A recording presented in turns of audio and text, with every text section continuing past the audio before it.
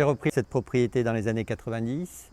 Je travaille avec la compagnie rhodanienne à peu près on a commencé à travailler à peu près à la même époque, c'est-à-dire les années 90. Partenariat, puisqu'on peut parler de partenariat, s'est développé surtout à partir d'une médaille d'or obtenue au Québec dans les années 93.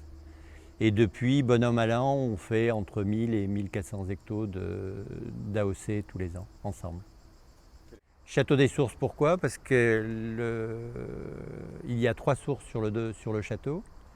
La première qui est dans le parc, juste derrière nous. La seconde qui est en limite de propriété et qui alimente un rieu, donc ça en provençal c'est une grosse rivière qui alimente le lac de Bellegarde. Et le dernier, c'est l'arbre mort, puisqu'il y a un arbre qui est là depuis très longtemps et qui est par définition mort. La majorité de la propriété est en Costière de Nîmes. On a une partie basse qui est en Vin de Pays d'Oc.